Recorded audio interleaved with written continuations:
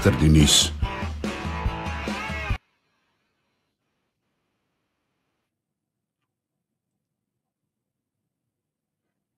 En hier in my virtuele ateljee,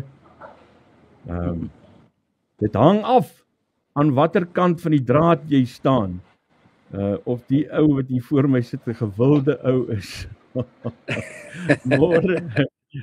Môre Ernst Roots. Dit is dankie dat jy vir ons tyd maak, Ernst. Ek bel en bel, maar hierdie Ernst is so besig, maar gelukkig gisterand net toe slat ek jackpot.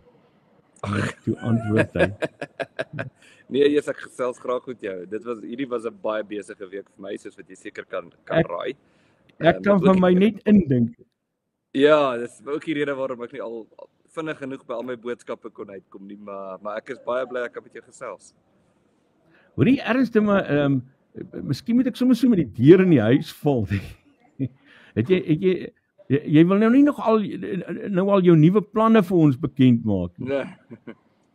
Nee, ek gaan ek kan vir jou breedweg sê waaroor dit gaan, en dit gaan daaroor dat ek dink 2024 was wat my betref die laaste bladsy van vorige hoofstuk vir Suid-Afrika, maar ook vir die Afrikaners. En ek dink 2025 is die eerste bladsy van die volgende hoofstuk. En hierdie hoofstuk kan sleg vir ons eindig, in die sin dat daar duidelike probleme is in Suid-Afrika. Maar dit kan ook goed vir ons eindig, in die sin dat daar opnuut belangstelling en al hierdie soort goed is. En ek wil my in die toekoms baie meer daarop toespits om te dink en te werk aan moontlike alternatiewe en ook om dit te bevorder. En as ek sê alternatiewe, bedoel ek om die politieke stelsel in Suid-Afrika te herbedink en te sê as ons aanvaar dat dit was nog altyd die geval in die geskiedenis, geen stelsel oorleef vir altyd nie. Ek dink Suid-Afrika, ons kan die getal gaan bevestig. Ek dink Suid-Afrika het al iets soos 5 grondwette gehad sedert 1910. As ons aanvaar een of ander stadium gaan dit wat ons tans het met iets anders vervang word, moet ons besef dit kan of slegter word of dit kan beter word. En ek wil graag my tyd spandeer op die vraag, wat is die moontlike scenario's wat beter sou wees en wat kan 'n mens doen? Hoe haalbaar is dit en wat kan 'n mens doen om dit te bereik?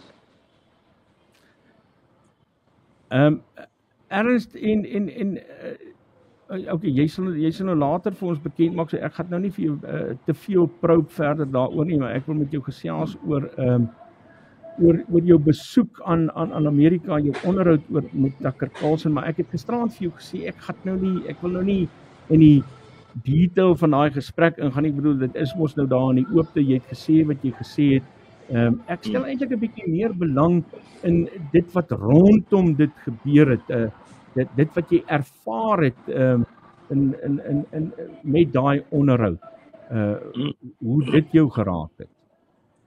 So, ek het Tucker ontmoet in 2018, toe hy met my onderhoud gedoen het oor die plaasmoorde in Suid-Afrika. Hy was nog by Fox News. En ons het sedertdien kontak behou. Ons is nou nie besties nie, maar ons het kontak met mekaar.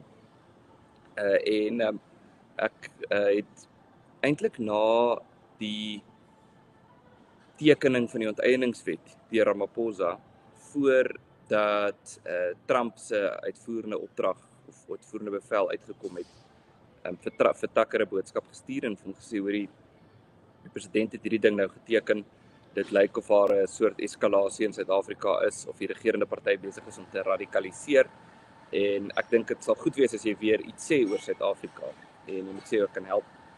Waarop hy baie vinnig geantwoord het eintlik, hy gesê, ja nee, hy stem saam. Wanneer kan ek inkom?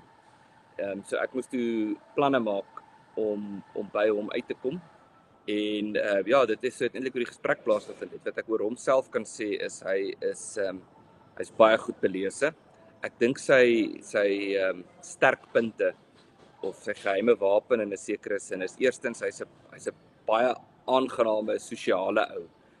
Wat altyd so uit sy maag uit lag, en hy hou daarvan om te kuier met mense. Daar's so 'n video op YouTube of iewers waar iemand hom gekry het waar hy vis vang in Central Park in New York, en die ou loop toe en begin met hom gesels en hier kuier hulle toe nou sommer. So dit aan die een kant, gekombineer met die feit dat hy regtig nuuskierig is. Jy kan sien as hy vir jou vraag vra in sy gesigsuitdrukking en sy oë. Hy stel regtig belang om te hoor wat jy te sê het. En dit gekombineer met die feit dat hy besonder belese is. Hy skep so 'n bietjie die indruk van hierdie, jy weet, soos ek sê, hierdie Amerikaner wat visvang en die soort goed en jy weet net 'n lekker kuierou is, maar hy is eintlik 'n baie gedissiplineerde leser wat sy geskiedenis ongelooflik goed ken, wat wêreldgeskiedenis, wêreldpolitiek verstaan. En ek dink dis hoekom dit moeilik is om hom uit te oorlê of hoekom sy opponente, om dit so te stel, sukkel om hom uit te oorlê. En ook waarom 'n mens met hom 'n insiggewende gesprek kan voer oor 'n tema wat 'n bietjie meer diepte het, wat nie net 'n oppervlakkige ding is van wat gaan aan nie, maar wat is die storie agter die storie, daai soort gesprekke. Het hy het 'n geweldige groot gevolg, maar ek vra nou vir jou om uit jou ervaring daarvan wat sy invloed nog in Amerika is. Het hy nog 'n redelike groot invloed daar? Wel, ja, en 'n mens kan dit op verskillende maniere meen, sy aanhang. Ek sien die video, ek het terloops, ek wil dit nou vir julle wys. Ek het toevallig nou 'n boodskap van hom afgekry wat hy vir my gesê het. Hy sien die onderhoud is op 31 million views as of tonight on X alone. So hy het nou 31 miljoen keer gekyk op X. Dis ongelooflik. So dit, maar verder ook sy kontakte in Amerika. Hy het so 'n grappie gemaak toe ek nou daar aankom vir die onderhoud, was hy agter die lesenaar en hy was klaar, ek dink hy het klaar 'n onderhoud met iemand anders gevoer en ons het vinnig gesels, hy het sy foon vir sy vervaardiger gegee en gesê ek gaan waarskynlik nou SMS'e van 'n paar baie hoë plaas te skry en hy het onder andere Elon Musk se naam genoem. Gesê as daai goed inkom, ignoreer dit net, ek sal nou met hulle praat. So hy wat kontakte betref het hy ongelooflike invloed. Wat aansien betref het hy ongelooflike invloed en wat publieke ondersteuning betref het hy ongelooflike invloed. Hy is ook redelik na aan president Donald Trump. Ja, interessant. Hy was by moet ek onthou watter konferensie dit was.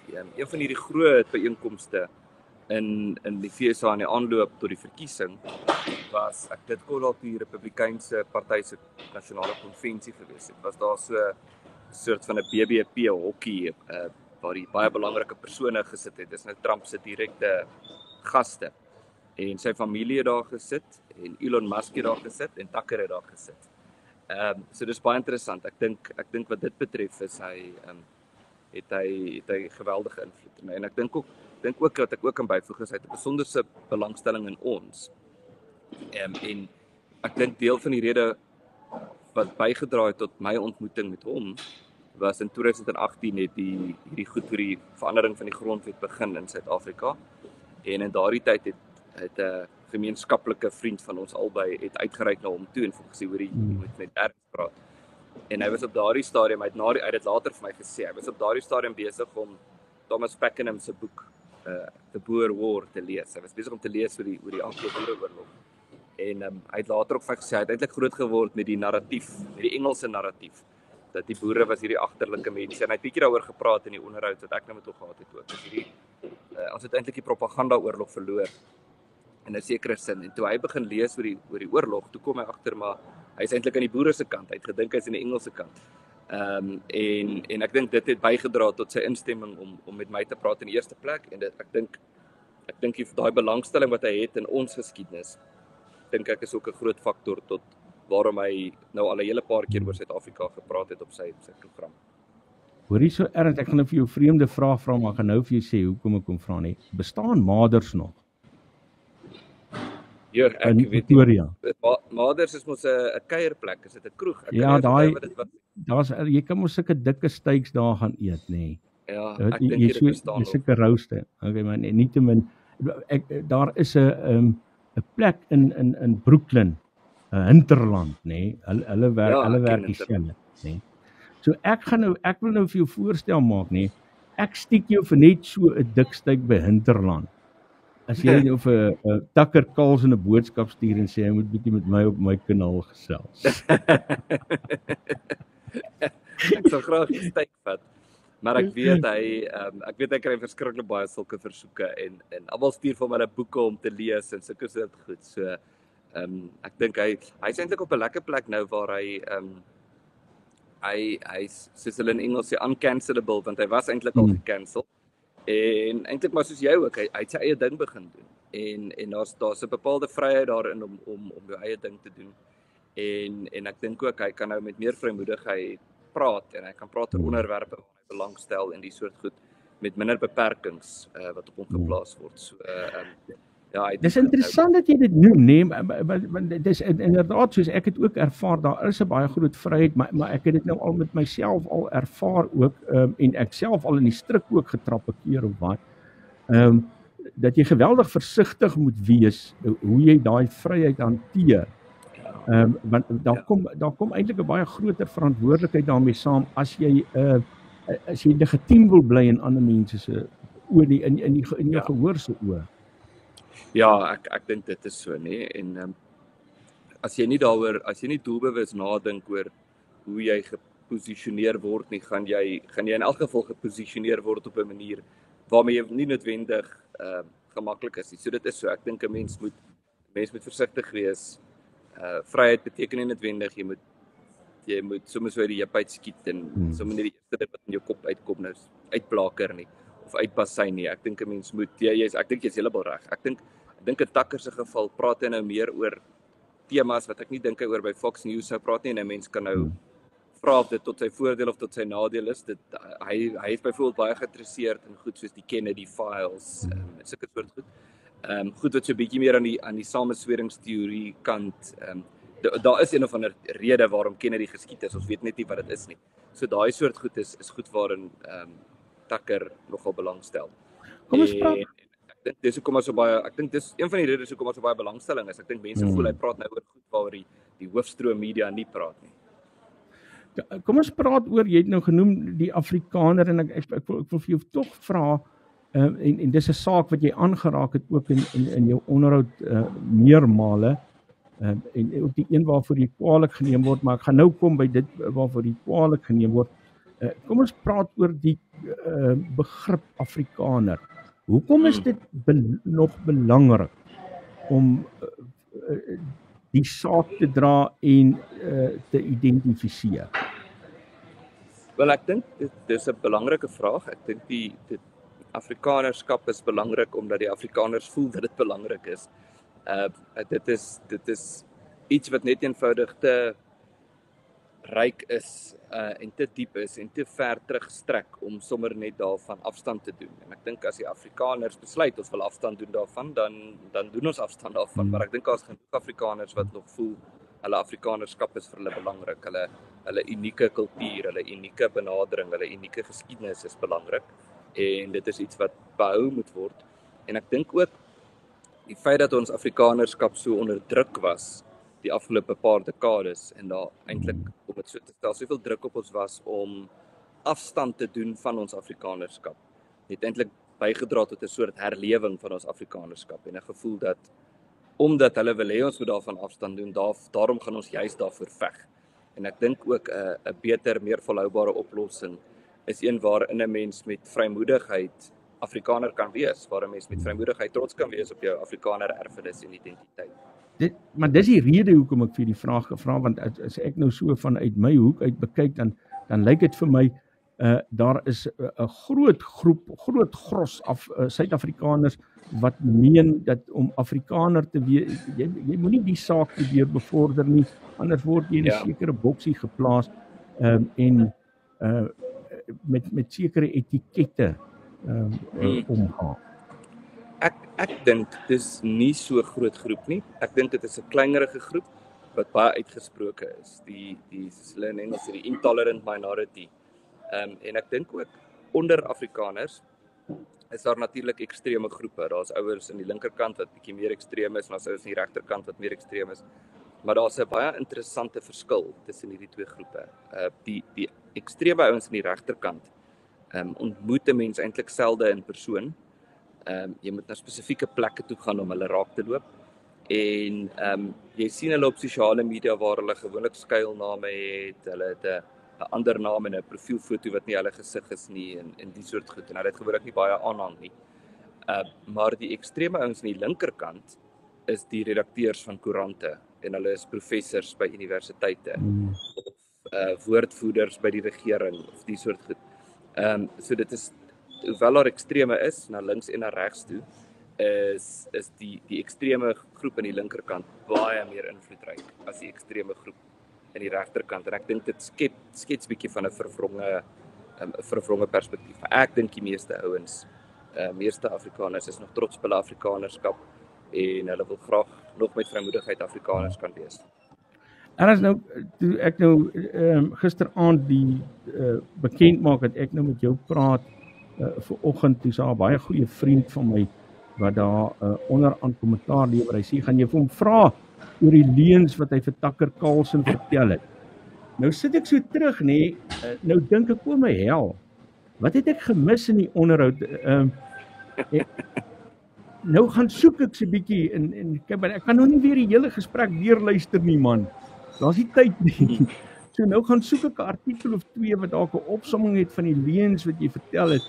En ek weet ek stel myself nou geweldig bloot, maar ek dink ek het in my loopbaan dan al vir jou genoeg kritiese vrae gevra om te kan sê ek wens jou nie altyd ter wille, nie net noodwendig altyd net ter wille nie. Maar nou wil ek vanoggend vir jou sê, nou loop ek 'n artikel raak van Marius Oosthuizen, wat almal rondstuur en sê hier is die openbaring van die leuns wat Ernst Roets vertel het. Ek het gehoor van die artikel, maar ek het dit nie gelees nie. So jy moet asseblief vir my sê. Kom ek lees gou-gou vir jou die eerste sin, nê. Nou staan hier, Ernst Roets is gedeeltelik korrek, maar fundamenteel verkeerd in sy beoordeling wat aangaan in Suid-Afrika. So daai sin kanselleer onmiddellik die leuns wat hy wil uitwys, want dit sê mos hierdie gaan bespiegeling wees, 'n eie mening. Ja. Ek dink die fout wat ouens maak is hulle verskil oor die gevolgtrekking. En dan sê hulle die argument wat tot die gevolgtrekking gelei het is 'n leuen. Een van my gunstelinge was iemand wat my daarvan beskuldig het dat ek 'n klomp leuns vertel en toe sê hy I'm peddling in technical truths. So hy het eintlik nie gesê ek is 'n leienaar nie. Hy het net gesê dit wat ek sê is tegnies die waarheid, maar dis eintlik verkeerd. So ek het 'n gesprek hieroor gehad met iemand gister wat baie aanvallend was, wat ook gesê het dis nou groot verleentheid die klomp leuns wat ek vertel het.